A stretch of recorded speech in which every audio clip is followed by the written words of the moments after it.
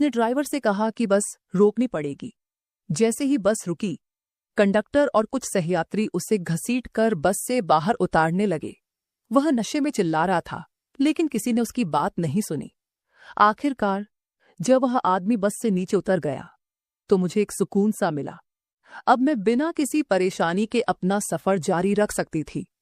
मैंने राहत की सांस ली और खिड़की से बाहर देखते हुए नमस्कार सफर दोस्तों, का मजा लेने लगी। स्वागत है आप सभी का एक और दिलचस्प कहानी में। मुझे उम्मीद है कि यह कहानी आपको जरूर पसंद आएगी। मेरा नाम काजल है, मेरी उम्र 21 साल है और मैं अपने शहर से दूर दूसरे शहर में ग्रेजुएशन कर रही हूँ। मेरा कॉलेज काफी अच्छा है, लेकिन मेरी पढ़ाई के चलते मुझे हॉस्टल में ही रहना पड़ता है। मेरे पापा मेरी हर जरूरत का ध्यान रखते हैं और समय समय पर मेरे खाते में पैसे भेजते रहते हैं ताकि मुझे किसी चीज की कमी ना हो। अभी मेरे एग्जाम्स चल रहे थे और मैं पूरे मन से पढ़ाई में लगी हुई थी। दिन रात मेहनत कर रही थी ताकि अच्छे नंबर ला सकूं। 10 दिन तक लगातार परीक्षा देने के बाद आखिरकार मेरे एग्जाम खत्म हो गए और अब मैं थोड़ा सुकून महसूस कर रही थी। मैंने सोचा कि कुछ दिनों के लिए घर चली जाऊं ताकि मम्मी पापा से मिल सकूं और थोड़ा आराम भी कर सकूं। मैंने तय कर लिया कि मैं संडे को घर के लिए निकलूंगी। संडे की सुबह मैंने जल्दी उठकर अपना थोड़ा सा सामान पैक किया और फिर बस स्टैंड के लिए निकल गई। बस स्टैंड पर काफी भीड़ थी, लेकिन मैंने जैसे तैसे अपनी बस पकड़ ली और एक खिड़की वाली सीट पर बैठ गई। बस में बहुत लोग थे, लगभग सारी सीटें भर चुकी थीं, लेकिन मेरे बराबर वाली सीट अभी खाली थी। कुछ ही देर बाद एक आदमी आकर मेरी बगल वाली सीट पर बैठ गया। उसकी हालत देखकर मुझे थोड़ा अजीब लगा।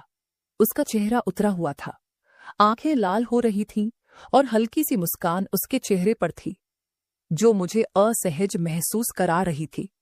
मैं समझ गई कि यह आदमी नशे में है। मैंने थोड़ी देर तक उसे नजरअंदाज करने की कोशिश की, लेकिन जब उसकी अजीब हरकतें जारी रहीं तो मैंने धीरे से कहा, क्या आप दूसरी सीट पर बैठ सकते हैं? वह मुझे घूरते हुए मुस्कुराया और बोला, अगर तुम्हें दिक्कत है तो तुम सीट बदल लो। मैं इधर उधर देखने लगी कि कहीं कोई और सीट खाली हो, लेकिन पूरी बस भरी हुई थी। मेरी मजबूरी थी कि मुझे इसी सीट पर बैठना पड़ा। मैंने मन ही मन सोचा कि जल्दी से मेरा सफर खत्म हो और मैं घर पहुंच जाऊं। कुछ देर बाद मैंने देखा कि वह आदमी हल्की हल्की झपकी लेने लगा। उसे सोता देख मैं थोड़ा रिलैक्स हुई और खिड़की से बाहर देखने लगी। सफर में मुझे हमेशा बाहर के नज़ारे देखने का शौक था, इसलिए मैं अपनी ही दुनिया में खो गई। लेकिन तभी अचानक मैंने महसूस किया कि वह आदमी अपने नशे की हालत में अपना हाथ मेरे कंधे पर रख चुका था। मुझे यह महसूस होते ही गुस्सा आ गया। मैंने तुरंत उसे झटका और कहा, आप अपना हाथ हटाइए। लेकिन वह पूरी तरह से नशे में था।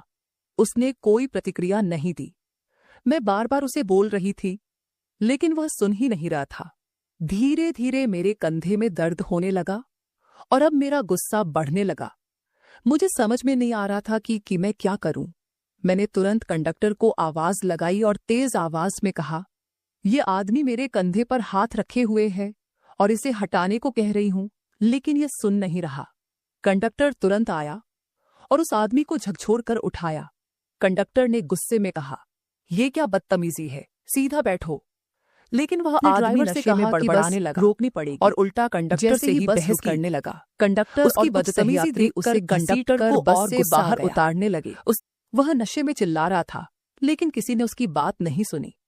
आखिरकार जब वह आदमी बस से नीचे उतर गया तो मुझे एक सुकून सा मिला। अब मैं बिना किसी परेशानी के अपना सफर जारी रख सकती थी। मैंने राहत की सांस ली और खिड़की से बाहर देखते हुए सफर का मजा लेने लगी। वह सब